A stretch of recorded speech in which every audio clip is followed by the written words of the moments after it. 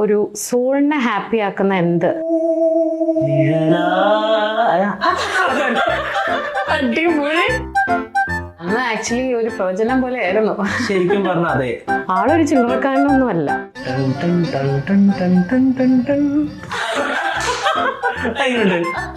പിന്നെ ആ പാട്ട് കേട്ടപ്പോ ഇതിന്റെ ഉള്ളിലേക്ക് അങ്ങോട്ട് കയറി. അങ്ങനെ ഒരു ഭ്രാന്ത് പിടിച്ച അവസ്ഥയായി. ശരിക്കും പറഞ്ഞ ഇതിലൊക്കെ കാര്യമുണ്ടല്ലേ? അർത്ഥം മനസ്സിലാക്കിയിട്ട് ആ അർത്ഥത്തിനനുസരിച്ച് ഭാവം കൊടുത്ത് പാടുക എന്നുള്ളതാണ് ഏറ്റവും വലിയ ടാസ്ക്. എന്ന് പറഞ്ഞാൽ തന്നെ സംഗതികളെ കുറിച്ച് ചോദിക്കണോ? അന്ന് അദ്ദേഹത്തിന് ആരാന്ന് എനിക്ക് അറിയില്ലല്ലോ. ആ സമയത്ത് എനിക്ക് അദ്ദേഹത്തെ കട്ടി മീശയൊക്കെ കണ്ടപ്പോൾ പേടിയായി. ആള് പാടുന്ന സെമി ക്ലാസിക്കൽ സോങ് ആള് തന്നെയാണ് പാടിയത്. സെമി ക്ലാസിക്കൽ എനിക്ക് ലാലായിട്ട് കഴിഞ്ഞിട്ടേ ഉള്ളൂ. വേറെ അതെ അതെ, ഏറ്റവും സാഡസ്റ്റ് ആയിട്ടുള്ള ഒരു മൊമെന്റ്. Body shaming. ഒരു ബന്ധമില്ലാത്ത ആൾക്കാർ, അല്ലെങ്കിൽ ഇനിയിപ്പോൾ ഫ്രണ്ട് ആണെങ്കിൽ പോലും കൂടുതൽ നമ്മളെ ഇന്നർ സ്പേസിൽ വന്നിട്ട് ഒരു അഭിപ്രായം പറയാൻ നമുക്ക് ഇഷ്ടാവില്ല. ഇപ്പൊ കഴിഞ്ഞ 7 വർഷമായിട്ട് പെണ്ണില്ല പുള്ളിന്റെ ഒരു തോന്നൽ വരും. സ്വാഭാവികം, മനുഷ്യനല്ലേ. ചിലപ്പോ ഒരു ഇൻഡെപ്ത് ചോദ്യങ്ങളൊക്കെ വരും. ചോദ്യം ശരത്തൊന്ന് മനസ്സ് വെച്ചാൽ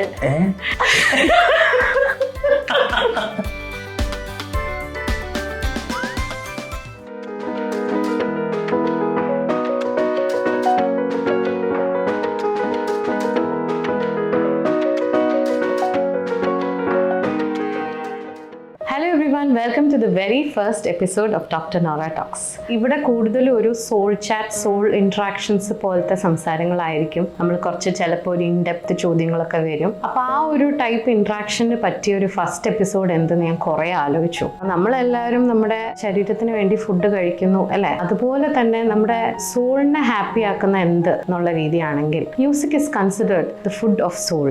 അപ്പോൾ ആ ഒരു ഐഡിയ വെച്ച് മ്യൂസിക് വെച്ചിട്ട് തന്നെ തുടങ്ങാം എന്ന് വിചാരിച്ചു. അപ്പോൾ അതിലിനി ആര് എന്ന് കുറേ ആലോചിച്ച് നോക്കി. ഞാനങ്ങനെ വലിയ റിയാലിറ്റി ഷോസോ അങ്ങനെ ഒന്നും കാണുന്ന ഒരു വ്യക്തിയല്ല. കാരണം എൻ്റെ ഒരു പ്രൊഫഷണൽ സ്റ്റഡീസിന് ഇതിനൊന്നും ടൈം ഉണ്ടായിട്ടില്ല. അതൊക്കെ കഴിഞ്ഞ് നാട്ടിലെത്തുമ്പോഴത്തേക്ക് നമ്മളൊരു സ്മാർട്ട് TV ജനറേഷനായി മാറി. ആമസോൺ പ്രൈം, നെറ്റ്ഫ്ലിക്സ് ഇങ്ങനെയൊക്കെ തന്നെയാണ്. എന്നാലും ഏതോ ഒരു ഓണത്തിന് എനിക്കൊരാൾ ഒരു ഇൻ്റർവ്യൂ അയച്ചു തന്നു. ഒരു ഓണത്തിൻ്റെ ഇൻ്റർവ്യൂ ആയിരുന്നു. അതിൽ പക്ഷെ ഞാൻ ഭയങ്കരമായിട്ട് ശ്രദ്ധിച്ചെന്ന് വെച്ച് കഴിഞ്ഞാൽ അതിൽ വന്ന ആ ഒരു സിംഗർ, ആളുടെ വോയിസ്, ആള് പാടുമ്പോൾ ഉള്ള വോയിസ് ഭയങ്കര സോൾഫുൾ ആയിട്ടുള്ളൊരു വോയിസ് ആയിട്ട് എനിക്ക് തോന്നി. ഭയങ്കര ഒരു ഹാർട്ട് ടച്ചിങ് ആയിട്ടുള്ള. അപ്പൊ ആള് ഞാനിങ്ങനെ ഓർത്തു. അപ്പൊ ആളെ കുറിച്ച് ഞാൻ നോക്കിയപ്പം ആളൊരു ചില്ലറക്കാരനൊന്നും അല്ല. ആള് മഴവിൽ മനോരമയിലെ പാടാം നമുക്ക് പാടാം റിയാലിറ്റി ഷോയിലെ സെക്കൻഡ് റണ്ണറപ്പ് ആണ്, ശരത് ശങ്കർ. അപ്പോൾ നമ്മൾ ആദ്യം തന്നെ ശരത് ശങ്കറിനെയാണ് ഈ ഷോയിൽ ഇൻട്രൊഡ്യൂസ് ചെയ്യുന്നത്. Hello Sarath, welcome to our show. Hi. അപ്പോൾ ആദ്യം തന്നെ ഒരു സെൽഫ് ഇൻട്രൊഡക്ഷൻ ആയിക്കോട്ടെ. ഞാന് ഒരു മ്യൂസീഷ്യനാണ്. കുറേ വർഷങ്ങളായിട്ട് നമ്മൾ പാട്ട് പഠിക്കുന്നുണ്ട്. ഇപ്പോൾ ഒരു 5-6 വർഷമായിട്ട് പാട്ട് പഠിപ്പിക്കുന്നുണ്ട്. ശരത്ത് ആക്ച്വലി എവിടുന്നാണ് ഒറിജിനലി? കോട്ടയ്ക്കലാണ് എൻ്റെ പ്ലേസ്. ശരത്തിന്റെ വീട്ടിൽ ആരൊക്കെ ഉണ്ട്? അച്ഛൻ, അമ്മ, ഏട്ടൻ. ഓക്കെ. അപ്പോൾ നമ്മൾ ഈ ആരിൽ നിന്ന് ഈ ഒരു കഴിവ് കിട്ടി എന്നൊരു ചോദ്യം എന്തായാലും വരും. അച്ഛനാണോ പാടുന്നത്, അമ്മയാണോ പാടുന്നത്? അച്ഛനാണ് നന്നായി പാടുന്ന ആളാണ് അച്ഛൻ.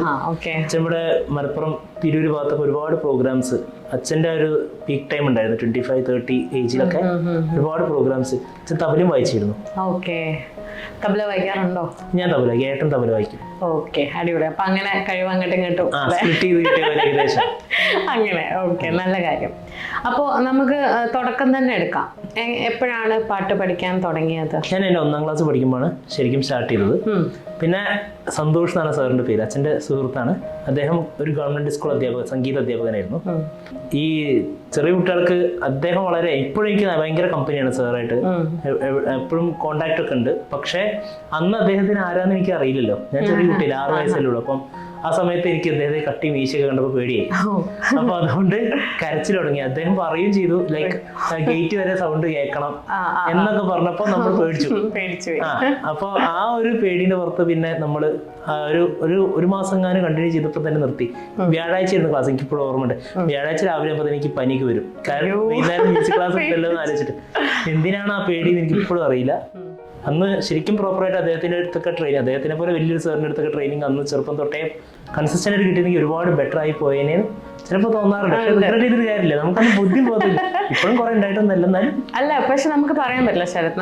നമ്മുടെ ജേർണി എന്ന് പറഞ്ഞു കഴിഞ്ഞാൽ നമ്മൾ ഓൾറെഡി ഒരു പാത്തിൽ നിൽക്കുകയാണ്. അപ്പൊ നമ്മളിപ്പം ഇങ്ങോട്ട് പോയാലും ചിലപ്പോൾ തിരിച്ച് ആ പാത്തിലോട്ട് തന്നെ നമ്മൾ വരും. അപ്പോൾ ഈ പറഞ്ഞ പോലെ ആ ഒരു ടീച്ചർ ഒരു ഭാഗമായിരുന്നു ലൈഫിന്റെ. തീർച്ചയായിട്ടും. പക്ഷെ ആ ഭാഗം ഇല്ലാന്നെങ്കിൽ ചിലപ്പോൾ ഈ മുന്നോട്ടുള്ള ഇനിയും ടീച്ചേഴ്സിനെ അന്വേഷിച്ച് നടക്കലും കാര്യങ്ങളൊന്നും ചിലപ്പോൾ ഉണ്ടാവില്ലായിരുന്നു. അപ്പൊ എവിടെയെങ്കിലും നമ്മൾ എത്താൻ വേണ്ടി അങ്ങനെ ചിന്തിച്ചാൽ മതി. അതിന്റെ ഒരു ഫസ്റ്റ് സ്റ്റെപ്പ്. അപ്പൊ പേടിച്ചപ്പോ നിർത്തിയോ? പേടിച്ച് നിർത്തി. അമ്മയാണ് പറയാ, ഇവൻ എത്ര പേടിയാണ് പഠിപ്പിക്കണ്ട എന്ന് പറഞ്ഞത്. ഞാൻ തന്നെ താല്പര്യം എടുത്ത് പോവാണെങ്കിൽ പോയിക്കോട്ടെ എന്നുള്ള പോലെ. 4ാം ക്ലാസ്സിൽ സാധാരണ എന്താ വെച്ചാൽ അച്ഛനും അമ്മയും ഭയങ്കര സപ്പോർട്ടീവ് എല്ലാ കാര്യത്തിനും, പഠനത്തിനും പാട്ടിനും ഒക്കത്തിനും സപ്പോർട്ടാണ്. അപ്പൊ അതുകൊണ്ട് തന്നെ എനിക്ക് പ്രഷറില്ല. സ്റ്റിൽ ഈ 30 വയസ്സിലും എനിക്കൊരു പ്രഷറില്ല. ഞാൻ എന്ത് ലൈഫിൽ ചെയ്യണം എന്നുള്ള കാര്യത്തിലൊന്നും അവര് നിനക്ക് ഇഷ്ടമുള്ളത് എന്താണോ അത് മാത്രം ചെയ്യാനേ പറയുന്നുള്ളൂ. അപ്പം ഞാൻ IT ജോബ് ചെയ്ത് ആ സമയത്തും അവരൊരിക്കലും പറയില്ല എന്നെ IT ജോബ് ചെയ്യാണല്ലേ. അതെ IT. അപ്പൊ ആ സമയത്ത് അവരൊരിക്കലും പറഞ്ഞിട്ടില്ല നീ അത് ചെയ്യണം എന്ന് പറഞ്ഞിട്ടല്ല IT-ലേക്ക് പോയി എടുത്ത് ചാടി വന്നു. ബിടെക് സിവിൽ എടുത്തത്, എന്നിട്ടാണ് എനിക്ക് മാറിയത് IT-ലേക്ക്. അപ്പൊ സിവിൽ എടുക്കുമ്പോഴും അവർ പറഞ്ഞിട്ടില്ല നീ സിവിൽ എടുക്കണം എന്ന് പറഞ്ഞിട്ടല്ല എടുത്തത്. പിന്നെന്താ എഞ്ചിനീയറിംഗ് ചൂസ് ചെയ്യാൻ? +2 കഴിഞ്ഞപ്പോ നമ്മള് നേരെ എല്ലാരും പറഞ്ഞത് ഒരു സൊസൈറ്റൽ പ്രഷർ, സൊസൈറ്റി അങ്ങനെയാണല്ലോ. ഈ പാട്ടിലൊന്നും ഒന്നും കിട്ടാനില്ല. അന്ന് നമ്മൾ ചിന്തിക്കുന്ന എന്താ, +2 കഴിഞ്ഞപ്പം എല്ലാരും എഞ്ചിനീയറിംഗ് അല്ലെങ്കിൽ മെഡിസിൻ, നമ്മുടെ നാട്ടുകാർക്ക് അതെല്ലാം അറിയുള്ളൂ. പ്രത്യേകിച്ച് 2012 കാലഘട്ടത്തില് അതേ ഉള്ളൂ. നമുക്കൊരു ജോലി കിട്ടാൻ എന്താ, എഞ്ചിനീയറിംഗോ മെഡിസിനോ, ആ ഒരു ഓപ്ഷൻ. അപ്പൊ അങ്ങനെ നോക്കിയപ്പം മെഡിസിൻ എന്താ എനിക്ക് കാണാപ്പാടം പഠിക്കുക, അങ്ങനെ വായിച്ച് പഠിക്കുന്നത് ഇഷ്ടമല്ല. പിന്നെയും കുറച്ചെങ്കിലും ഇഷ്ടം മാത്സ് സംസബ്ജക്ട്സ്. മ്യൂസിക് ആയിരുന്നു ഞാൻ ആദ്യം ഓപ്റ്റ് ചെയ്ത്. പക്ഷെ സത്യം പറയട്ടെ, ഇന്നത്തെ കാലത്ത് നമ്മൾ ഇഷ്ടമുള്ള കാര്യം ചെയ്യാതെ നമ്മൾ കുറെ പൈസ ഉണ്ടാക്കിയിട്ട് നമ്മളെ ഗസ്റ്റ് ആയിട്ട് വിളിക്കുന്നത് തന്നെ ആ റിയാലിറ്റി ഷോ ഫൈനലിസ്റ്റ് എന്നുള്ള ഒറ്റ ബേസിലാണ്. ആ ഒരു ഷോന്റെ ബേസിൽ ഇപ്പോഴും നമ്മളെ ഓരോ സ്കൂളിൽ ഗസ്റ്റ് ആയിട്ട് വിളിക്കുമ്പോൾ കുട്ടികളോട് എന്തെങ്കിലും പറയാനുണ്ടോ എന്നൊക്കെ ചോദിക്കുമ്പോൾ ഞാൻ ആകെ പറയുന്ന ഫസ്റ്റ് കാര്യം ഇതാണ്, എന്തൊക്കെയായാലും നമുക്ക് സന്തോഷം തരുന്ന കാര്യം മാത്രം ചെയ്യുക. അല്ലാതെ ഒരു തരത്തിൽ നമ്മൾ അതിന് കുറെ പൈസ ഉണ്ടാക്കാൻ പറ്റില്ല, അതുകൊണ്ട് ഇത് ഞാൻ എടുക്കാം, അങ്ങനത്തെ ഒരു ഓപ്ഷൻ വേണ്ട. മ്യൂസിക് ആയാലും ഡാൻസ് ആയാലും അതൊക്കെ ഒരു ജോബാണ് ശരിക്കും പറഞ്ഞാൽ. അത് എത്ര പേർക്ക് അറിയാന്നറിയില്ല, അതിൽ ഒരുപാട് ഓപ്പർച്യൂണിറ്റീസ് ഉണ്ട്. പക്ഷെ ശരത്ത് പറഞ്ഞൊരു ശരിക്കുള്ള കാര്യമാണ്. ഇന്നത്തെ പിള്ളേരത് മനസ്സിലാക്കണം. അവരുടെ പാരന്റ്സിനോട് അവരത് തുറന്ന് പറയണം. ഇതിന് ഫ്യൂച്ചർ ഉണ്ടോ ഇല്ലയോ എന്ന് വിചാരിച്ചിട്ടല്ല, but I am that passionate about it, എനിക്ക് അതിന് പോകണം എന്നൊരു ഇത് നല്ലതാണ്, നല്ല വോയിസ് ആണ്. മ്യൂസിക്കിൽ എന്തെങ്കിലും ആവണം. പക്ഷെ ഒരു ഫിനാൻഷ്യലി നമ്മളൊരു മിഡിൽ ക്ലാസ് ഫാമിലിയാണ്. അപ്പൊ നമുക്ക് എന്തായാലും ജോബ് ഉണ്ടായേ പറ്റൂ എന്നുള്ളൊരു സിറ്റുവേഷൻ ഉണ്ട്. മ്യൂസിക്കിന്റെ വഴിക്ക് പോയി ഒന്നും ആയില്ലെങ്കിൽ ബുദ്ധിമുട്ടാവും. അച്ഛനും പറയും, അതല്ല നിനക്ക് അത്രയും ഡാൻ ഷുവറാണ്, നിനക്ക് അതിനായി പോയേ പറ്റൂന്നുണ്ടെങ്കിൽ മ്യൂസിക് എടുത്തോ. അങ്ങനെയാണ് പാരന്റ്സ് പറഞ്ഞത്. പക്ഷെ നമ്മൾ ഇന്നത്തോട്ടുണ്ടാവില്ല, ഇനി പറയും പോലെ ഇവരൊക്കെ പറയുന്നത് കേൾക്കാതെ, ഇവര് കുറച്ച് ജീവിതം കണ്ട ആൾക്കാരായിട്ടല്ലേ നമ്മള്. അപ്പോൾ ഇപ്പൊ പാരന്റ്സ് ഇപ്പോഴും പറയുന്നത് അന്ന് +2 കഴിഞ്ഞപ്പോൾ നീ BA മ്യൂസിക് എടുത്തിരുന്നെങ്കിൽ കുറച്ചും കൂടി ബെറ്റർ ആയിരുന്നു. അപ്പൊ പറഞ്ഞിട്ട് കാര്യമില്ല, നമ്മൾ അന്ന് ആ സമയത്ത് അങ്ങനെ ചിന്തിക്കുള്ളൂ. പക്ഷെ ഞാൻ പറഞ്ഞല്ലോ ശരത്, നമ്മള് എങ്ങോട്ടോ ഇപ്പൊ ഈ പറഞ്ഞ പോലെ ഇപ്പോഴും ആ ജോലി ചെയ്യുന്നില്ലേ, IT ജോലി ചെയ്യുന്നില്ലേ, അത് നിങ്ങൾക്ക് ശമ്പളം കിട്ടുന്നുണ്ട്. അപ്പൊ നമ്മൾ എന്ത് പറഞ്ഞാലും നമ്മള് എന്നാ ഇഷ്ടമുള്ള കാര്യം ഇപ്പൊ ചെയ്യുന്നുണ്ട് അല്ലെ, പഠിപ്പിക്കുന്നുണ്ട്. അപ്പൊ സത്യം പറഞ്ഞാൽ എല്ലാം കൂടെ കിട്ടുക ചെയ്തത്. അപ്പൊ നമ്മള് ബാഡ് ഡിസിഷൻ ആയിട്ട് റിഗ്രറ്റ് ചെയ്യണ്ട. എന്നാലും എനിക്ക് ചോദിക്കാനുള്ളതെന്ന് വെച്ചാൽ ഇപ്പൊ നേരത്തെ വിട്ടു പഠിച്ചു അങ്ങനെയൊക്കെ ആയിട്ട്, അപ്പൊ ഈ സ്കൂള് തലങ്ങളിലൊക്കെ നല്ലപോലെ പെർഫോം ചെയ്തിട്ട് എങ്ങനെയായിരുന്നു? അവിടുന്ന് പിന്നെ 10ാം ക്ലാസ് എത്തിയപ്പോൾ നമ്മൾ പിന്നെ അറിയാലോ പ്രഷർ കുക്കറിലായി. CBSE ആയിരുന്നു 10 വരെ. അപ്പൊ പിന്നെ പറയണ്ടല്ലോ, അങ്ങനത്തെ ഭയങ്കര പ്രഷർ അല്ല, പാരന്റ്സ് ഒരിക്കലും പഠിക്കുക അങ്ങനെ അല്ല. പക്ഷെ ആ സമയത്ത് നമുക്ക് തന്നെ നമ്മൾ എന്ത് പറഞ്ഞാലും ഇപ്പം സ്റ്റാഫും പറയുന്നത് നിങ്ങൾ 10ാം ക്ലാസ്സിലാണ്, അപ്പൊ അത് നിങ്ങൾക്ക് ഓർമ്മ വേണം. ഇത് തന്നെ ഒരു 100 തവണ അവർ പറയും. വേറൊരു കാര്യം കൂടി ഇപ്പൊ ഓർമ്മ വന്നെന്താ അറിയോ, ഞാൻ 8-ലൊക്കെ പഠിക്കുമ്പോൾ എനിക്ക് പാടാൻ പറ്റില്ല, അന്ന് സൗണ്ട് മാറുന്ന ഇഷ്യൂ ഉള്ളതുകൊണ്ട് പാട്ടൊക്കെ ഏകദേശം നിർത്തിയ അവസ്ഥയാണ്. ഈ ഐഡിയ സ്റ്റാർ സിംഗർ അന്ന് നജീം അർഷദ് എന്നുള്ള അവരൊക്കെ വിന്നറായ സമയം 2007, അത് 8ാം ക്ലാസ് ഞാൻ പഠിച്ചുകൊണ്ടിരിക്കുക. അപ്പൊ ആ സമയത്ത് എനിക്ക് ഒരുപാട് കംപ്ലൈൻറ്റ്സ്, അങ്ങനെ യൂഷ്വലി എന്നല്ല, അങ്ങനെ കംപ്ലൈന്റ് ഒന്നും വരുന്നതിന് ആ പയ്യനൊന്നല്ല, നോർമലി ഒരു വില്ലത്തരൊന്നും ഇല്ലാത്ത ആളായിരുന്നു ഞാൻ. പക്ഷെ എനിക്ക് പ്രോഗ്രസ് റിപ്പോർട്ടൊക്കെ നമ്മൾ കാണിക്കുന്ന സമയത്ത് കുറച്ച് മാർക്ക് പറയുമ്പോൾ നമ്മൾക്ക് പാരന്റ്സ് എന്തായാലും ചോദിക്കുന്നത് ഏത് വിഷയത്തിൽ എങ്ങനെ മാർക്ക് പറഞ്ഞു. അപ്പൊ യൂഷ്വലി അവിടുത്തെ ഒരു ടീച്ചർ പറഞ്ഞത് ഐഡിയ ശാസ്ത്രങ്ങൾ കണ്ടുകൊണ്ടിരുന്നോ, ഞാൻ ഈ പാട്ടിന്റെ അസ്കിലുള്ള ആളായതുകൊണ്ട് അത് പറഞ്ഞിരുന്നു ഒന്ന്. പക്ഷെ ടീച്ചർക്ക് എന്റെ പാട്ട് ഭയങ്കര ഇഷ്ടമാണ്, അതെനിക്കറിയാം. പക്ഷെ അവര് നമ്മളോട് ആ മാർക്ക് കിട്ടാത്തതുകൊണ്ടുള്ള ഒരു ഇതിൽ പറയുന്ന.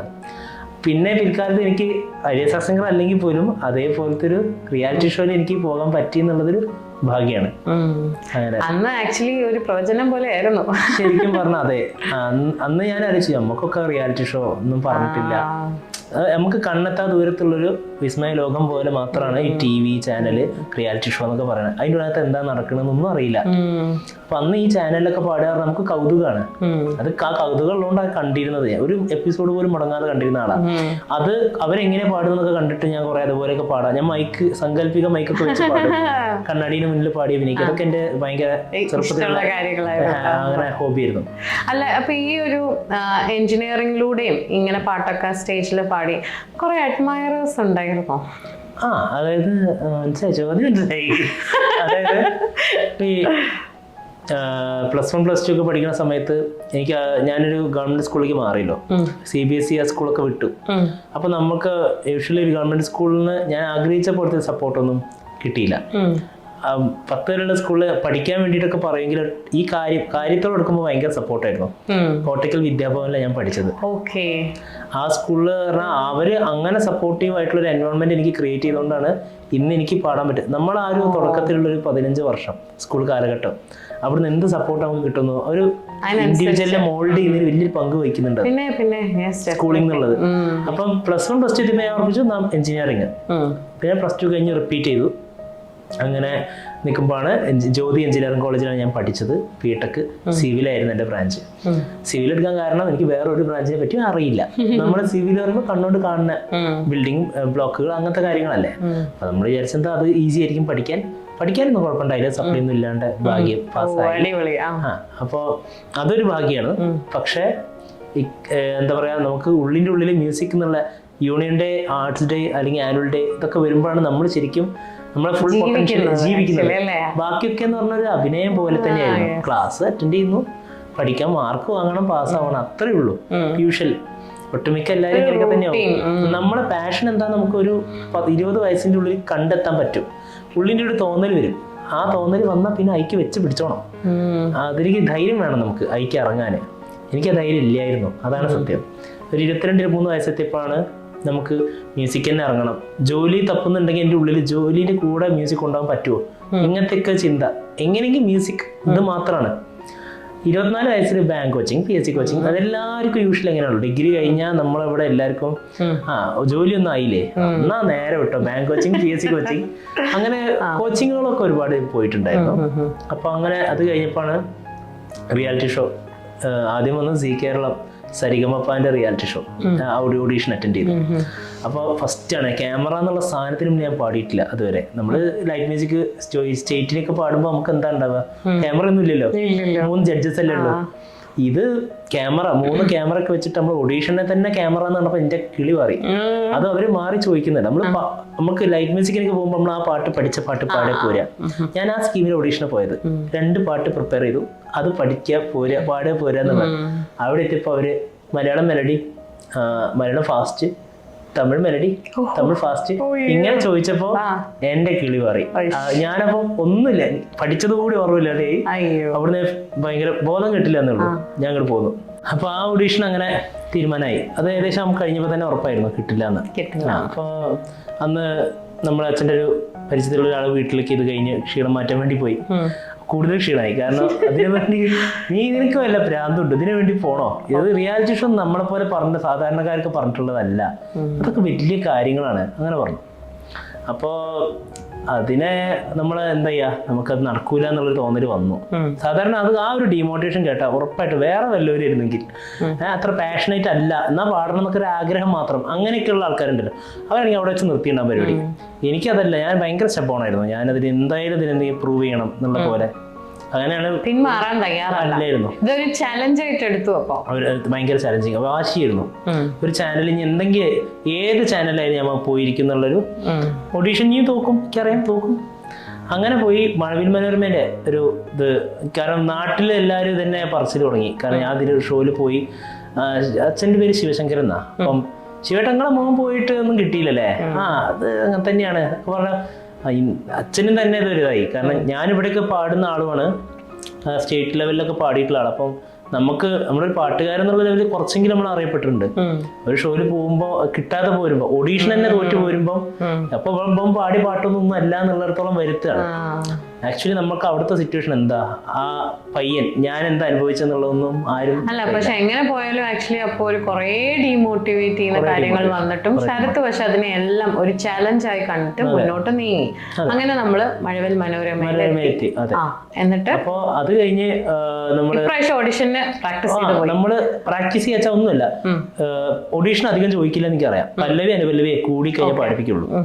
അപ്പൊ ഉറപ്പായിട്ടും ഒരു പാട്ട് ഫുൾ ഒന്നും പാടിപ്പിക്കാൻ നേരമില്ല, അത്രയും അപ്ലിക്കൻസ് നിൽക്കുകയാണ്, ക്യൂ നിൽക്കുകയാണ്. അപ്പൊ ഞാൻ എന്ത് ചെയ്ത് ഒരു 10-15 പാട്ട് അങ്ങോട്ട് പല്ലവി അനുപല്ലവി അങ്ങോട്ട് പഠിച്ചു. തമിഴ് മെലഡി, തമിഴ് ഫാസ്റ്റ്, 3 എല്ലാ varieties, Hindi melody, Hindi fast. Semi classical Hindi വരെ ഇതൊക്കെ ഞാൻ പഠിച്ചിട്ടുണ്ട്. സെമി ക്ലാസിക്കൽ ഹിന്ദി നമ്മൾ അങ്ങനെ പ്രിപ്പയർ ചെയ്യില്ല. അവര് ചോദിച്ചാൽ ഒന്നും അവർക്ക് ഇനി ഓപ്ഷൻ ഉണ്ടാവരുത് എന്നുള്ള പോലെ അങ്ങനെ. അപ്പൊ അവിടെ എത്തിയപ്പോ ഒരു പാട്ട് എടുത്ത് ചോദിച്ചാൽ കുടുങ്ങി ഞാൻ. നമ്മള് അഴൽജാടങ്ങൾ എന്നുള്ള പാട്ട്, ഞാൻ പ്രിപ്പയർ ചെയ്യാത്ത പാട്ട് ചോദിച്ചു. അങ്ങനെ എനിക്കൊരു വിനയായി. പക്ഷെ ഞാനത് എങ്ങനെയോ പാടിയിരുന്നോ പഠിച്ചില്ല എവിടെ നിന്നൊക്കെയോ. അതെങ്ങനെ പാടി second round audition, third round audition, final audition, അങ്ങനെ ഫസ്റ്റ് റൗണ്ടിലേക്ക് കയറി സെലക്റ്റഡ് ആയി. ഈ ഒരു ക്യാമറയുടെ മുമ്പിൽ എല്ലാം മാറി. നമ്മൾ ഓഡീഷനെ പോകുമ്പോ തന്നെ ഏകദേശം സെറ്റ് ആയിരുന്നു. പിന്നെ ആ ക്യാമറ ഞാൻ കണ്ണാടി നോക്കിയിട്ടാണ്, ക്യാമറ കണ്ണാടിയാണെന്ന് സങ്കല്പിച്ചിട്ട് അങ്ങനെ പാടും. കണ്ണാടി ക്യാമറ എന്ന് സങ്കല്പിച്ചിട്ട് അങ്ങോട്ട് പാടും. അപ്പൊ അത് സെറ്റായി. അങ്ങനെ ആ പേടി അങ്ങനെയൊക്കെ ഞാൻ ആദ്യം പ്രിപ്പയർഡ് ആയി. നമ്മൾ അകത്തേക്ക് കയറി പ്രിപ്പയർ ആവാതെ ക്യാമറ കാണുമ്പോഴാണ് ഈ ടെൻഷൻ ഉണ്ടാവുക. ഇതല്ല, ക്യാമറ എന്തായാലും ഉണ്ടാവുന്നുണ്ട് ഉറപ്പിച്ചിട്ടാണ് കയറി. പിന്നെ ഫസ്റ്റ് റൗണ്ട്, സെക്കൻഡ് റൗണ്ട്, അങ്ങനെ അങ്ങനെ പോയി. നമ്മൾ വിചാരിക്കുന്നില്ല ഇതൊക്കെ റൗണ്ട് കയറും. അല്ല, അപ്പൊ ആ ഒരു ലാസ്റ്റ് റൗണ്ടിൽ എത്തുമ്പോ എത്ര കണ്ടസ്റ്റൻസ് ഉണ്ടായിരുന്നു? അന്ന് ഫൈനലിൽ എത്തുമ്പോൾ ടോപ്പ് 10 ആൾക്കാരുണ്ട്.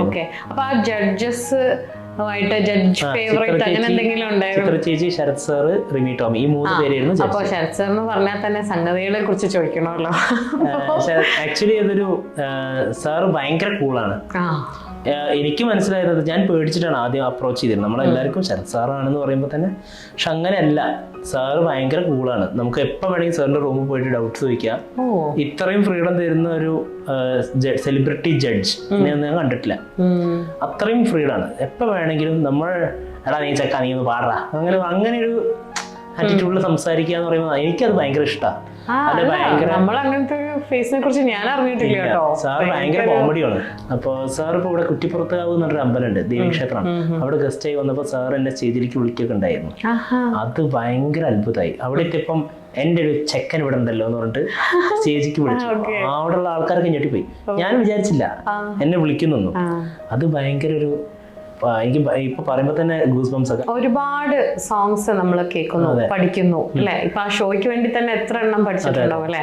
എപ്പോഴെങ്കിലും ഇത് സംഭവിച്ചിട്ടുണ്ടോ? നമ്മളിങ്ങനെ പാട്ട് കേട്ടിട്ട് പഠിക്കാൻ വേണ്ടി ഇരിക്കുകയാണ്, പക്ഷെ അതിങ്ങനെ കേട്ട് ലയിച്ചിങ്ങനെ പാട്ടൊന്ന് തീർന്നു പോകുന്ന അങ്ങനെ എപ്പോഴെങ്കിലും ഉണ്ടായിട്ടുണ്ട്? അതിൽ മറക്കാൻ പറ്റാത്തൊരു പാട്ട്, പഠിച്ചേ പറ്റൂ പക്ഷെ പഠിക്കാൻ ഇരുന്നതാണ്, പക്ഷെ അങ്ങോട്ട് ടു ഗുഡ് എന്ന് തോന്നി. അങ്ങനെ തോന്നി സ്വർണ്ണഗോപുര നർത്തകി ശില്പം എന്നൊരു പാട്ടുണ്ട്, കുറച്ച് MS വിശ്വനാഥൻ സാറിന്റെ പാട്ടാണ്. അത് ആ പാട്ട് എനിക്ക് ആദ്യം ഇഷ്ടമല്ലായിരുന്നു, അതാണ് സത്യം. പിന്നെ ആ പാട്ട് കേട്ടപ്പോൾ അത് കയറി, എൻ്റെ ഉള്ളിലേക്ക് അങ്ങോട്ട് കയറി. അപ്പോൾ ജയചന്ദ്രൻ സാറാണ് പാടിയിട്ടുള്ളത്. ഇങ്ങനെ അദ്ദേഹം അത് പാടിയെന്ന് എനിക്ക് പറഞ്ഞറിയിക്കാൻ പറ്റില്ല. അങ്ങനെ ഒരു എക്സ്പ്രസീവായിട്ട് പാടുക, ഞാനതൊരു 30-35 വട്ടമാണ്, എനിക്ക് ഓർമ്മയില്ല എത്ര വട്ടം കേട്ടു. അങ്ങനെ രാവിലെ ഇരുന്നതാ, ഒരു 11:30 വരെ ലൂപ്പിലിട്ടിട്ട് ഇങ്ങനെ കേട്ടിരിക്കുന്നു. അങ്ങനെ ഒരു ഭ്രാന്ത് പിടിച്ച അവസ്ഥയായി. അത് എലിമിനേഷൻ ക്രിട്ടിക്കൽ റൗണ്ട് ആയിരുന്നു, എലിമിനേഷൻ റൗണ്ട് കണ്ടിട്ട്. അതിൽ നല്ല മാർക്കുള്ളവരും മോശം മാർക്കുള്ളവരും എല്ലാവരും ആ റൗണ്ടിൽ പാടണം എന്നുള്ളൊരു അങ്ങനത്തെ റൗണ്ട് വന്നായിരുന്നു ഞങ്ങളുടെ ഷോയിൽ. അപ്പോൾ ആ ഷോയിൽ ഞാനത് പാടി, എനിക്ക് ഭയങ്കര അപ്രീഷിയേഷൻ കിട്ടിയൊരു പാട്ടായിരുന്നു. ആ റൗണ്ടിൽ മാർക്കില്ലായിരുന്നു, പക്ഷെ എന്നാലും ആ ഒരു പാട്ട് അല്ലെ മറക്കാൻ പറ്റാത്തൊരു. അപ്പൊ അതുകൊണ്ട് തന്നെ ഞാനൊരു ചോദ്യം ചോദിക്കുകയാണ്. ഇപ്പൊ അങ്ങനത്തെ ഒരു പാട്ട് ഇപ്പൊ ശരത്ത് പറഞ്ഞു. അപ്പൊ ഒരു പാട്ടിനെ ഒരു പാട്ടാക്കുന്നത്, അതായത് ഇപ്പൊ ഞാൻ നേരത്തെ പറഞ്ഞു മ്യൂസിക് എന്ന് പറയുന്നത് ഫുഡ് ഫോർ ദ സോൾ ആണ്.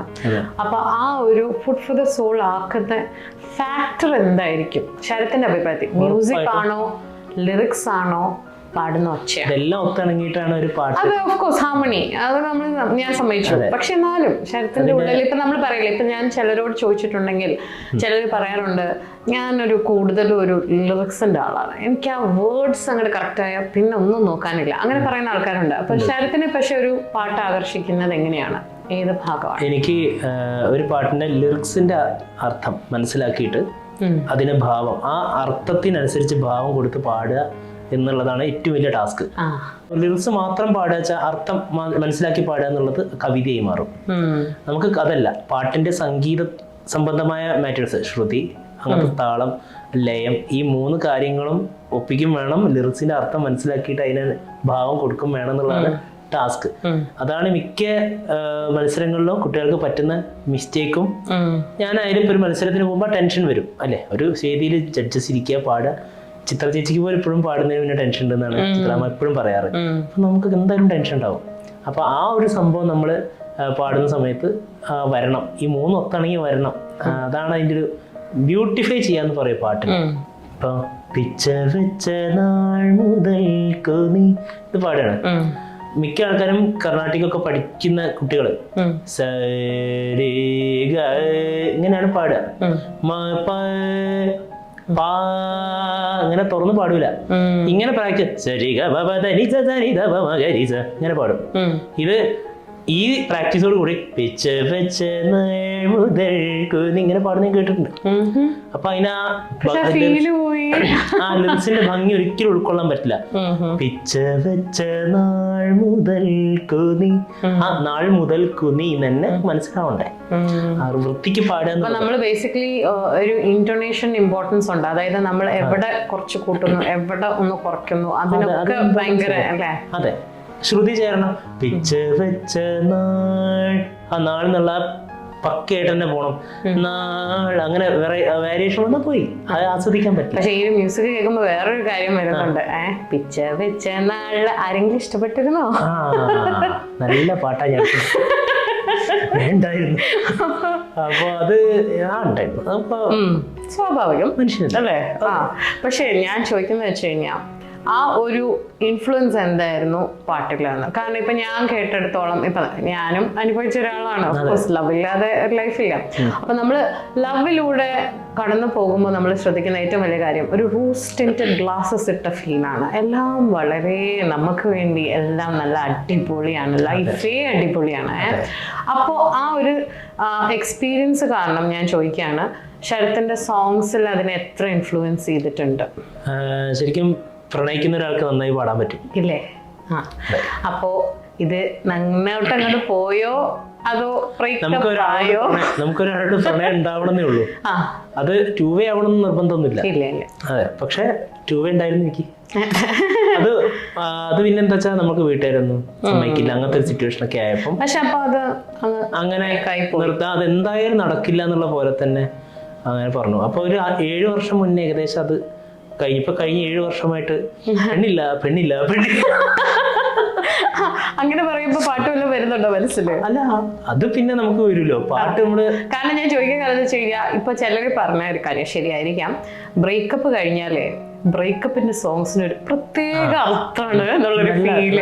അങ്ങനത്തെ എന്തെങ്കിലും ഒരു പാട്ടുണ്ടോ? അതായത് ഓഫ് മൈ ഗോഡ് ഇത് തന്നെ എന്റെ മനസ്സ്. അത് ഒരു പാട്ട് അടലിന്റെ ആളുകളാണ് സത്യം പറഞ്ഞ ഭയങ്കര ഭയങ്കര സീനായിരുന്നു ആ പാട്ട്. അത് ഞാനത് കേൾക്കാൻ ഇരിക്കാൻ നോക്കും മാക്സിമം, കാരണം അത് ഭയങ്കര സീനാണ് നന്നാ സമയത്ത്. ഇപ്പൊ കേൾക്കുമ്പോൾ ചിരി വരും. അപ്പൊ അങ്ങനെ അത് എൻ്റെ ഒരു 6-7 ക്ലാസ് 7 ക്ലാസ് മുതൽ കേൾക്കുമ്പോൾ ഭയങ്കര പ്രശ്നം കേട്ടോ. കാരണം ജനിച്ചത് മുതൽ പ്രേമിക്കാൻ നടക്കുക അങ്ങനെയല്ല. അന്നത്തെ പ്രേമം എന്നൊക്കെ പറഞ്ഞാൽ നമ്മളും ചിന്തിക്കുന്ന പോലെ അല്ലല്ലോ. അതായത് ഇന്നത്തെ പോലെ ആഘോഷിക്കപ്പെടുക, സോഷ്യൽ മീഡിയ, വീഡിയോ കോൾ, അങ്ങനത്തെ പരിപാടി ഇല്ല. എന്നാ ഒരു ചിരി കിട്ടിയത് ഭാഗ്യം, അത്രേ ഉള്ളൂ. നമ്മൾക്ക് അന്ന് മൊബൈൽ പോലും ഇല്ല അന്ന്. അതന്നെ ഞാൻ വർഷത്തിൽ ഒരിക്കലാണ് കാണുക. അങ്ങനത്തെ ഒരു ഫാമിലിയിൽ തന്നെ ആളായിരുന്നു. പക്ഷെ ഒരിക്കലും അതിന്റെ ഒരു റിഗ്രറ്റ് ഇല്ലല്ലോ. പ്രേമിക്കണം അല്ല, ലൈഫിൽ എല്ലാവരും അങ്ങനെ നടന്നു പോയൊരു കാര്യം. പക്ഷെ അത് അറിഞ്ഞിരിക്കണം, ആ ഫീൽ അറിഞ്ഞിരിക്കണം. ആ ഒരു 1 വേ എന്നുള്ളത് ഞാൻ കൂടുതൽ എൻജോയ് ചെയ്ത 1 വേ ആണ്. അത് പിന്നെ കമ്മിറ്റഡ് ആയത് കോളേജ് ഫസ്റ്റ് ഇയർ ജോയിൻ ചെയ്ത സമയത്താണ്. അദ്ദേഹം വേറെ കോളേജിലായിരുന്നു, അപ്പം കാണലില്ല. It was a distant relationship. അപ്പോൾ അത് പിന്നെ അതങ്ങനെ എന്താ പറയാ, റിലേഷനിലൊക്കെ നന്നായിരുന്നു, അതൊന്നും കുഴപ്പമുണ്ടായില്ല. നമ്മള് ഇഷ്ടമാണെന്ന് പറഞ്ഞ സമയം അന്ന് ഭയങ്കരമായിരുന്നു. ഭയങ്കര വേൾഡിന്റെ മൊത്തത്തിൽ കളർ ഭയങ്കര. നമ്മള് ചിരിക്കാത്തവരൊക്കെ നമ്മളൊക്കെ ചിരിക്കുന്നു. ഭയങ്കര ഈ സരികുമാർ എനിക്ക് ഭ്രാന്തതാണ്, നാട്ടുകാർക്ക് മൊത്തം ഭ്രാന്തത, അങ്ങനത്തെ ഒരു അവസ്ഥയായിരുന്നു യെസ് പറഞ്ഞപ്പോൾ. അത് ശരിക്കും ഭയങ്കര അവസ്ഥയാണ്. പക്ഷെ അത് മാറി പിന്നെ റിലേഷനൊക്കെ കമ്മിറ്റഡ് ആയി നമ്മൾ 2 ആകുമ്പോൾ പിന്നെ എന്നും സംസാരിച്ച് വരുമ്പോൾ നമുക്ക് അത്ര പുതുമ തോന്നില്ല. അതെല്ലാ റിലേഷനും അങ്ങനെയാണല്ലോ. 1 വർഷം 2 വർഷം കഴിയുമ്പോഴേക്കും പിന്നെ നമ്മൾ സീരിയസ്ലി നമ്മളെ മാറ്ററിക്ക് വരും. നമ്മൾ കുറച്ച് അല്ലേ ലൈഫ് കുറച്ചുകൂടി സീരിയസ് ആയി അപ്രോച്ച് ചെയ്ത് എങ്ങനെ ഈ റിലേഷൻ സക്സസ്ഫുൾ ആക്കാം എന്നുള്ളൊരു ചിന്തയിലേക്കായിരുന്നു. അപ്പൊ അങ്ങനെ ഭയങ്കര ഒരു ഇതിലായിരുന്നു. പിന്നെ അത് വീട്ടിൽ വീട്ടിൽ പിടിച്ചു എന്ന് പറയാം. വീട്ടിൽ പിടിച്ചു. അവളുടെ വീട്ടിലാണ് ആദ്യം പിടിച്ചത്. 2 പാരന്റ്സിന് പരസ്പരം അറിയുന്ന പാരന്റ്സ് തന്നെയായിരുന്നു. പക്ഷെ എല്ലാം കൊണ്ടും ഓക്കെ ആക്കാമായിരുന്നു. ഈ അടുത്തൊരു സംഭവം ഉണ്ടായി. ഈ എന്റെ കല്യാണമൊക്കെ വീട്ടിൽ ആലോചിക്കുന്നുണ്ട്. അപ്പം ജാതകം നോക്കും. എന്റെ ഫാമിലി അത്രയും പരിചയമുള്ള ഒരാളുണ്ട്, പണിക്കരുണ്ട്. അദ്ദേഹത്തിന്റെ ജാതകം നോക്കാൻ പോയപ്പോഴേ അദ്ദേഹം പറയും ഇദ്ദേഹത്തിന് ഭയങ്കരമായിട്ട് അല്ലെങ്കിൽ ഇദ്ദേഹവും ഭയങ്കരമായിട്ട് തിരിച്ചും ഇഷ്ടപ്പെട്ടിരുന്ന ഒരു പെൺകുട്ടി ഉണ്ടായിരുന്നല്ലോ, ആ കല്യാണം നടത്തി കൊടുക്കായിരുന്നില്ലേന്ന് ചോദിച്ചു. അടിപൊളി. അപ്പൊ ഞാൻ അമ്മയെ നോക്കി കുറെ വർഷം മുന്നേ. ശരിക്കും പറഞ്ഞ ഇതിലൊക്കെ കാര്യമുണ്ടല്ലേ. നമുക്ക് ഇനി ഒരുപാട് സങ്കടത്തിലോട്ടൊന്നും പോണ്ട. നമുക്ക് കുറച്ച് ഇനി നമുക്ക് കുറച്ച് ഒരു വെറൈറ്റി ചോദ്യം. ഇപ്പൊ പാട്ടല്ലാതെ എന്തെങ്കിലും ഒരു ഹോബി ഉണ്ടോ? പാട്ടല്ലാതെ സിനിമ തിയേറ്ററിൽ പോയി സിനിമ കാണാം. എനിക്ക് ഭയങ്കര ഭ്രാന്തുള്ള കാര്യം അത്. ആണോ? ഫസ്റ്റ് ഷോ അങ്ങനെ ഞാൻ ഒരുവിധൊക്കെ ഫസ്റ്റ് ഡേ അല്ലെങ്കിൽ സെക്കൻഡ് ഡേ. അങ്ങനെയാണെങ്കിൽ ആരുടെയാണ് ഫാൻ? മോഹൻലാൽ. എനിക്ക് ഭയങ്കര ഭ്രാന്താണ്. ഞാൻ കഴിഞ്ഞ റിയാലിറ്റി ഷോയിലും എന്നെ കുറെ പേര്, ഞാൻ ലാലേട്ടനായിട്ട് ആക്ട് ഒക്കെ ചെയ്യും, ഇങ്ങനെ തോളം ചിരിച്ചിട്ട് റൗണ്ടിലൊക്കെ പാടുമ്പോൾ കൂടുതലും അദ്ദേഹത്തിന്റെ പാട്ടുകൾ തന്നെ എടുത്ത് പാടാൻ ശ്രമിക്കുക. അങ്ങനെ കണ്ടു ഞാൻ മിഴികളിൽ, അറിയാതെ കുറെ പാട്ട്. ലാസ്റ്റ് ഫൈനലിലെ വരെ ലാലേട്ടനെ ഞാൻ മുറുക്കെ പിടിച്ചു. ഏതാ മറ്റേ ഹിമഗിരി നിരകൾ പൊൻതുടികളിൽ ഇളകി. കാരണം സെമി ക്ലാസിക്കൽ വേണം നിർബന്ധമായിരുന്നു. അപ്പോൾ ലാലേട്ടന്റെ പടത്തിൽ നിന്നുള്ള സെമി ക്ലാസിക്കൽ വേണം, അതും വെറൈറ്റി സെമി ക്ലാസിക്കൽ വേണം എന്നൊക്കെ ഞാൻ ആഗ്രഹിച്ചു. അങ്ങനെയാണ് ഹിമഗിരി നിരകൾ. ഞാൻ ഇപ്പൊ അതിനെ ആസ്പദമായിട്ട് ഞാനൊരു കാര്യം ചോദിക്കുകയാണ്. ഇപ്പൊ നമുക്ക് എത്രയോ സിനിമകൾ, പാട്ടുകൾ കേൾക്കുന്നു, എല്ലാം ആണ്. പക്ഷെ നമ്മൾ പറയില്ലേ, ചിലര് അത് പാടി അഭിനയിച്ച ഭാഗം നമ്മൾ കാണുമ്പോ കൂടുതൽ ആ ഇമോഷൻസ് നമുക്ക് കിട്ടുന്നു. കാരണം അവർ ശരിക്കും പാടിയതുപോലെയാണ്, പാട്ടുകാരനല്ല. ഞാൻ ഏറ്റവും കൂടുതൽ സിനിമ കണ്ടത് 2019. കാരണം എന്താ അറിയോ, ഓരോ റൗണ്ടിനും 3 പാട്ടുണ്ട് വിചാരിക്കുക. 3 സിനിമ പാട്ട് ഏതൊക്കെ സിനിമയിൽ 3 സിനിമ ഞാൻ കണ്ടിട്ടുണ്ട്. ആ ഫുൾ ഇമോഷൻ കിട്ടാൻ വേണ്ടിയിട്ട്. അപ്പൊ ഞാനതാ ചോദിക്കുന്നത്. അങ്ങനെ ഇപ്പൊ നമ്മള് പറയും മോഹൻലാൽ ഇസ് കംപ്ലീറ്റ് ആക്ടർ, നമുക്ക് പ്രത്യേകിച്ച് ഇത് പറയാനില്ല. പക്ഷെ അതാണ് ഞാൻ ചോദിക്കുന്നത്, ആള് പാടുന്ന സെമി ക്ലാസിക്കൽ സോങ് ആള് തന്നെയാണ് പാടിയത് എന്ന് നമുക്ക് തോന്നുന്നില്ലേ? ചിത്രത്തിലുള്ള നഗുമോ, സ്വാമിനാഥ പരിപാലയ, അതൊക്കെ അല്ലേ? പക്ഷെ അങ്ങനെ വേറൊരു ആക്ടറിന്റെ പേര് പറയാൻ പറ്റുമോ? അങ്ങനെ തന്നെ നമുക്ക് തോന്നി ഇല്ല അല്ലേ? പാടാണോ? സെമി ക്ലാസിക്കൽ എനിക്ക് ലാലേട്ടൻ കഴിഞ്ഞിട്ടേ ഉള്ളൂ വേറെ. അതെ. അത് കൈകാര്യം ചെയ്യാൻ പ്രമദവനം, ദേവസഭാതലം. ശരത്തെ, ഞാൻ ചോദിക്കുന്നതോടൊന്നും തോന്നരുത്. എനിക്കൊരാഗ്രഹമുണ്ട്. എന്താണ്? ശരത്തൊന്ന് മനസ്സ് വെച്ചാൽ എന്റെ കൂടെ 2 വരി പാടുവോ? തീർച്ചയായിട്ടും പാടാം, സന്തോഷമല്ലേ ഉള്ളൂ. അതെച്ചാ എനിക്ക് തോന്നുന്നത് ചെയ്യാ, ഏതൊരു ബാത്റൂം സിംഗറിനും ഒരാഗ്രഹം ഉണ്ടാവും ഒരു പ്രൊഫഷണൽ സിംഗറിന്റെ കൂടെ പാടുക എന്നുള്ളത്. ആ ഒരു ആഗ്രഹമാണ് എനിക്ക്. തീർച്ചയായിട്ടും നമുക്ക് 2 വരി അല്ലേ? ഞാൻ പാടാം. ഏതാ പാട്ട്? നമുക്ക് ഏതാ പാടണ്ടേ? അറിയാതെ പാടാം. അതാകുമ്പോ സെറ്റ് ആവും. അവിടുന്ന് തുടങ്ങിക്കോ, ഞാൻ ചേരാൻ നോക്കാം. ഓക്കെ. അറിയാതെ ഈ പവിഴവാർ തിങ്കളറിയാതെ, അറിയാതെ പവിഴവാർ തിങ്കളറിയാതെ, അലയാൻ വാ ഈ പ്രണയകൽപ്പത്തിലമരാൻ വാ. ഇതൊരമരഗന്ധർവയാമം, ഇതൊരനക സംഗീത സല്ലാപം, അലഞ്ഞുറിയുമാഷാഢതീരം, അതിലമൃത് പേയുമീ 7-ാം യാമം. അറിയാതെ പവിഴവാർ തിങ്കളറിയാതെ, അലയാൻ വാ ഈ പ്രണയതൽപ്പത്തിലമരാൻ വാ. താങ്ക് യു സോ മച്ച് ശരത്തെ. ഏറ്റവും സാഡസ്റ്റ് ആയിട്ടുള്ള ഒരു മൊമെന്റ് എന്താണ് ശരത്തിന്റെ ലൈഫിൽ? ഏറ്റവും സാഡസ്റ്റ് ആയിട്ടുള്ള മൊമെന്റ്, ഒരുപാട് മൊമെന്റ്സ് ഇങ്ങനെ വരും. Of course. പക്ഷെ നമ്മൾ പറയില്ലേ കംപ്ലീറ്റ്ലി അങ്ങോട്ട് തകർന്ന് തരിപ്പണം, അങ്ങനെ എന്തെങ്കിലും? അങ്ങനെ ഒന്നില്ല, ആർക്കും എന്നെ തടുക്കുന്നില്ല. തകർന്നിട്ടില്ല. എനിക്ക് ഡീമോട്ടിവേഷൻ കിട്ടിയപ്പോൾ ഭയങ്കരമായിട്ട് ഉണ്ടായിരുന്നു. പിന്നെ ബോഡി ഷേമിങ്, അത് എന്നെ ഭയങ്കരമായിട്ട്, അതിപ്പോ എന്താ പറയാ, നമ്മള് സംഭവം ഞാൻ ഫുഡിയാണ്, ഈ ഭക്ഷണം ഭയങ്കര ഇഷ്ടമാണ്. പക്ഷെ നമ്മള് ആൾക്കാർ കുറെ പേര് നമ്മളെ ഇത് വെച്ച് കളിയാക്കുമ്പോൾ നമുക്ക് ഉറപ്പായിട്ടും വിഷമങ്ങൾ ഉണ്ടാവും. ആദ്യമൊക്കെ ഭയങ്കര തമാശയായിരുന്നു എനിക്ക്, ഞാൻ തിരിച്ചും ട്രോൾ ചെയ്യും, അങ്ങനെയൊക്കെ ആയിരുന്നു. പിന്നെ അത് നമ്മളെ ഭയങ്കരമായിട്ട് എഫക്ട് ചെയ്യും. നമ്മളൊരു പെർഫോമറോ നോർമൽ മനുഷ്യനാണെങ്കിൽ ഇത്ര പ്രശ്നം ഉണ്ടാവില്ലായിരുന്നു. നമ്മൾ സ്റ്റേജ് പെർഫോമറൊക്കെ ആകുമ്പോൾ ആളുകള് എപ്പോഴും വന്നിട്ട് ഇത് പറയും നമ്മുടെ അടുത്ത്. നമുക്കറിയാം നമുക്ക് തടി കൂടുതലാണെന്നുള്ളത്, നമ്മളിന്നും കണ്ണാടി നോക്കിയിട്ടല്ലേ വരുന്നത്, നമുക്കറിയാം നമ്മൾ തടിയാണെന്നുള്ളത് അല്ലേ. അതിങ്ങനെ ഓർമ്മിപ്പിക്കേണ്ട ആവശ്യമൊന്നുമില്ല. അമ്പലത്തിൽ പോകുമ്പോഴും അല്ലെങ്കിൽ എന്ത് ചെയ്യുമ്പോഴും എന്ത് തടിയടാ, എന്താ തടിച്ചേ, ശരത്തെന്താ അങ്ങനെ തടിച്ചേ, എന്താ എന്താ ഒരൊക്കെ വിഴിക്കണോ, അങ്ങനെ ചോദിക്കുന്ന ആൾക്കാരല്ലേ. അപ്പൊ നമ്മളോട് സീരിയസ് ആയി പറയുകയാണെങ്കിലും തമാശക്കാണ് കുറച്ചും കൂടി ഹേർട്ടിങ് ആവുക. തമാശക്ക് എന്ത് തടിയടാ അങ്ങനെ പറയുമ്പോൾ നമുക്ക് കുറച്ചും കൂടി ഹേർട്ടാവും. അതല്ല ഭയങ്കര തടി ഓവറാട്ടാ, കുറയ്ക്കണട്ടാ, അങ്ങനെ പറയുമ്പോൾ ഓക്കെ. പക്ഷെ ഞാനപ്പോൾ ചിന്തിക്കുന്നത്, എനിക്കറിയാലോ, ഞാൻ എന്നെ കണ്ടിട്ടല്ലേ എന്നും വീട്ടിൽ നിന്ന് പുറത്തേക്ക് ഇറങ്ങണേ. അച്ഛനും അമ്മയും ഒക്കെ പറയും, എനിക്ക് മനസ്സിലാക്കാൻ പറ്റും. കാരണം അവർക്ക് അവകാശമുണ്ട് പറയാൻ. ഒരു ബന്ധമില്ലാത്ത ആൾക്കാരല്ല, ഇനിയിപ്പോൾ ഫ്രണ്ട് ആണെങ്കിൽ പോലും നമുക്ക് കൂടുതൽ നമ്മളെ ഇന്നർ സ്പേസിൽ വന്നിട്ട് ഒരു അഭിപ്രായം പറയാൻ നമുക്ക് ഇഷ്ടാവില്ല. എന്താ വെച്ചാൽ നമ്മളെല്ലാവരും പെർഫെക്റ്റ് ആവണം എന്നുള്ള പോലെയാണ്. അങ്ങനെയല്ല. അപ്പൊ നമ്മള് പണ്ടൊക്കെ എന്നെ സ്കൂൾ പഠിക്കുന്ന സമയത്ത് ഒന്ന് തൂങ്ങിക്കോട്ടോ, തൂങ്ങണം നല്ലതാ, ഹൈറ്റൊക്കെ ഒന്ന് വെക്ക്, അങ്ങനെ. എൻ്റെ അച്ഛൻ്റെ ഹൈറ്റൊക്കെ തന്നെയല്ലേ എനിക്കുണ്ടാവുള്ളൂ, ഏകദേശം അറൗണ്ട് ആ ഹൈറ്റിൽ ഉണ്ടാവുള്ളൂ. കൂടിക്കഴിഞ്ഞാൽ 2 സെന്റിമീറ്റർ കൂടും, അത്രേ ഉള്ളൂ. അല്ലാതെ ഇവരാഗ്രഹിക്കും പോലെ അങ്ങനെ ഒരു, പക്ഷെ പിടിച്ചു നിൽക്കാൻ പറ്റുന്നൊരു ഹൈറ്റ് എനിക്ക് ഉണ്ട് എന്നുള്ളതുകൊണ്ട് അത് പിന്നെ മെല്ലെ അങ്ങ് പോയി. വെയിറ്റ് ആണ് പിന്നെ നമ്മളെ കയ്യിൽ നിൽക്കാതെ അത് കൂടുന്നത് നമ്മൾ ഫുഡ് കഴിക്കുന്നതുകൊണ്ടാണ്. അതൊക്കെ ശരിയാണ്. അതിങ്ങനെ ഇടയ്ക്കിടയ്ക്ക് പറഞ്ഞ് പക്ഷെ എനിക്ക് ഒരുപാട് അറിയുന്ന എൻ്റെ കമ്പനി കൂടെ വർക്ക് ചെയ്തിരുന്ന പ്രഗ്നൻ്റ് ആയി, മെലിഞ്ഞിട്ടായിരുന്നു അദ്ദേഹം. പിന്നെ അദ്ദേഹം തടിച്ചു. അപ്പോൾ അദ്ദേഹത്തിന് ഒരുപാട് ബോഡി ഷേമിങ്. അവർക്ക് അറിയില്ല ഒരു സ്ത്രീയുടെ ഉള്ളിൽ എന്തൊക്കെ രീതിക്ക് മാറ്റങ്ങൾ സംഭവിക്കുന്നുണ്ട്. എൻ്റെ കസിൻ, അമ്മയുടെ അനിയത്തിയുടെ മോള് ഗൈനക്കാണ്. അപ്പോൾ അവരോരോ കാര്യങ്ങൾ പറഞ്ഞിട്ട് എനിക്കറിയാം അതിനെപ്പറ്റി കുറച്ചെങ്കിലൊക്കെ. ഒരിക്കലും കളിയാക്കാൻ പാടില്ല.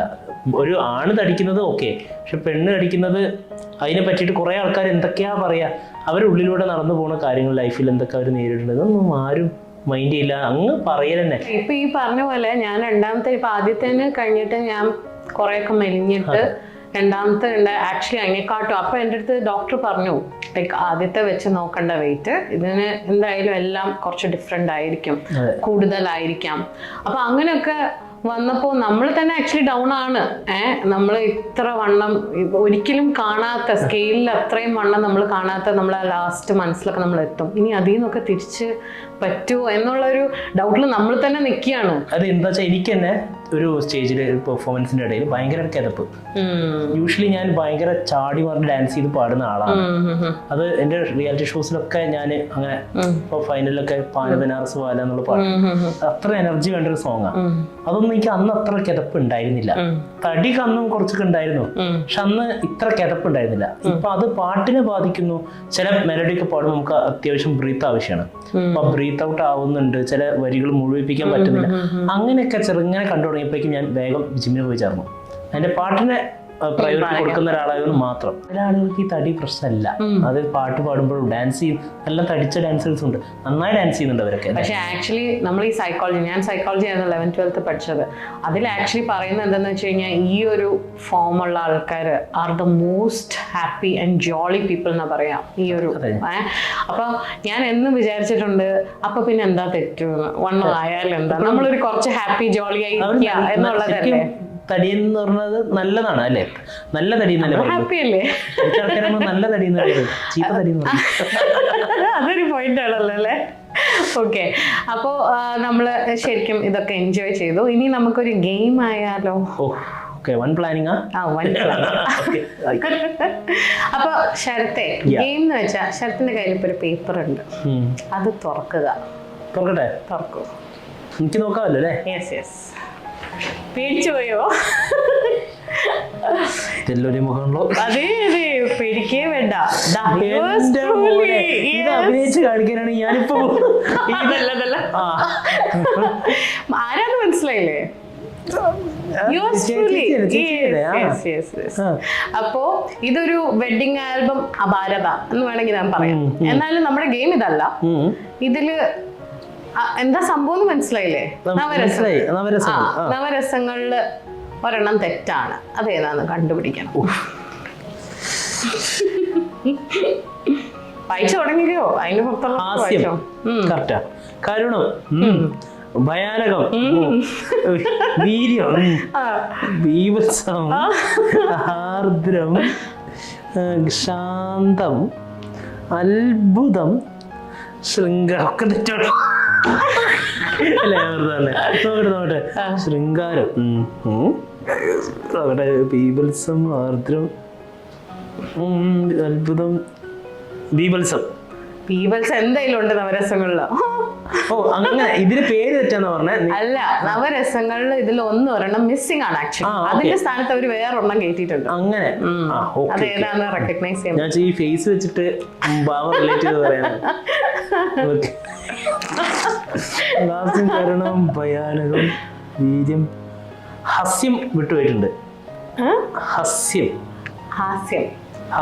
അതുണ്ടല്ലോ.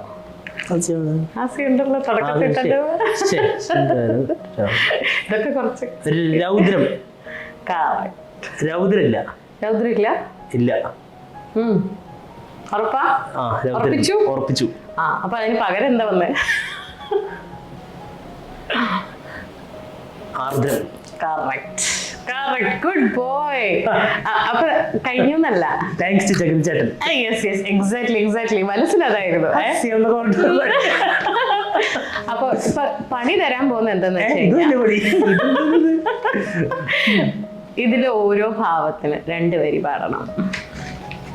Come on, you can. ഇതൊക്കെ എന്ത്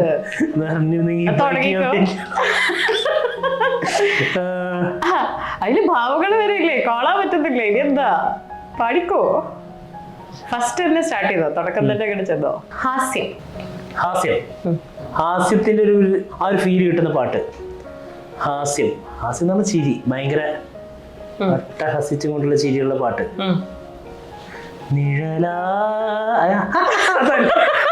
അടിപൊളി. അടുത്തത് കരുണം. ഒരു പാവം തോന്നിക്കുന്ന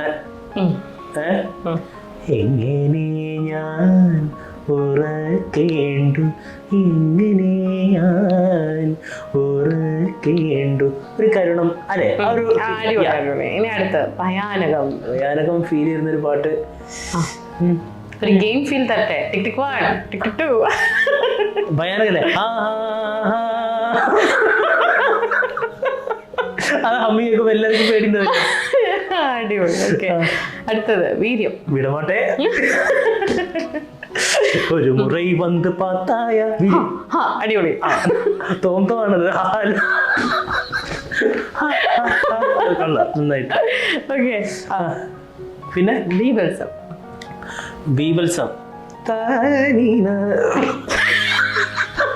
അതിന്റെ ബാക്ക്ഗ്രൗണ്ട് മ്യൂസിക് അല്ലേ? ബീഭത്സം എന്ന് പറയുമ്പോ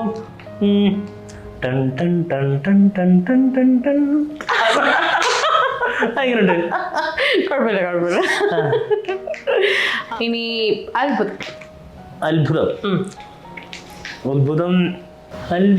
അത്ഭുതം വെച്ചിട്ട് ഇപ്പൊ ഒരു ഫീൽ കിട്ടുന്ന പാട്ട്. ഞാൻ ഹെൽപ്പ് ചെയ്യേണ്ടി വരുമോ? ഒരു ക്ലൂതാ. അങ്ങനെ ഒന്നുമില്ല. അല്ല, അങ്ങനെ ഭയങ്കരമായിട്ട് നമ്മളെ ഞെട്ടിച്ച ഒരു പാട്ടായാലും മതി. അടിപൊളിയായ അത്ഭുതം എന്ന് പറഞ്ഞാൽ എനിക്ക് ഇപ്പോഴും ഒരു അത്ഭുതമായിട്ടുള്ള ഒരു ലിറിക്സ് ഒരു പാട്ട്. അത് പറഞ്ഞു. എനിക്ക് ഇപ്പോഴും അറിയില്ല എന്താ പാടുന്നത്. എനിക്കത് അത്ഭുതം. ഒരുപാട് പേർക്ക് അത്ഭുതമായിരുന്നു. ഞാൻ ഇംഗ്ലീഷൊക്കെ പാടിയിട്ടുണ്ട്. ശാന്തം. സാഗരമീ ശാന്തമാകനി സാന്ധ്യരാഗം ഒരു ഭയങ്കര ശാന്തമായിട്ടൊരു പാട്ടാണ്. നല്ല അടിപൊളി. ശൃംഗാരം. ചന്ദന മലരിലെ മധുവായി മതകം ലയപദയം മാറിലിടയും മാരകേളി ലാലസാവേശം. ഇനി ചോദിക്കരുത് പാട്ടിലെ. അല്ല, അല്ല Okay. ആർദ്രം വേണോ രൗദ്രം വേണോ? ശരിക്കുള്ള നവരസം വേണോ അതോ അത്? രൗദ്രം. പാടിക്കോളൂ. രൗദ്രം ചോദിച്ചു വാങ്ങിയതാണ്, പണിയാണ്, എന്നാലും രൗദ്രം. ആലോചിച്ചിട്ട് പാടിക്കോ. പണ്ട് എന്താ പറയാ, ഒരു ലാലേട്ടൻ്റെ ഒരു പട്ടാളപ്പടം ഉണ്ട്, പേരിക്കാണ്ടോ, കീർത്തിചക്ര ജ്വാലാമുഖി കത്തുന്നൊരു നെഞ്ചിൽ ആ ഒരു പാട്ട്, അതാണ് എനിക്ക് ഓർമ്മ വരുന്നത് പെട്ടെന്ന്. മതി നമുക്കത് മതി. അപ്പൊ രസമുണ്ടായിരുന്നു, എൻജോയ് ചെയ്തോ? എന്തായാലും എങ്കിലും കാണാത്ത കേൾക്കാത്ത ഒരു ഗെയിം അല്ലേ? ഓക്കെ.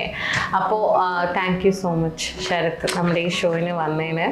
അപ്പോ നമ്മുടെ വക ഒരു കുഞ്ഞ് സ്നേഹോപഹാരമാണ്. ഓക്കെ, അപ്പൊ എൻജോയ് ചെയ്തില്ലേ ഇന്നത്തെ? യെസ്. അപ്പോൾ ഇനിയും നമുക്ക് ഇങ്ങനെ ഉയരങ്ങളിലേക്ക് ഉയരട്ടെ എന്ന് ഇതാക്കിക്കൊണ്ട് take care. Bye. Rolling action. ഇതൊന്നും ക്യാമറ ഇല്ലല്ലോ.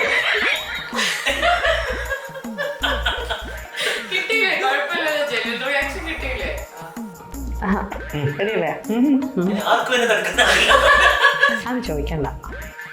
എനിക്ക്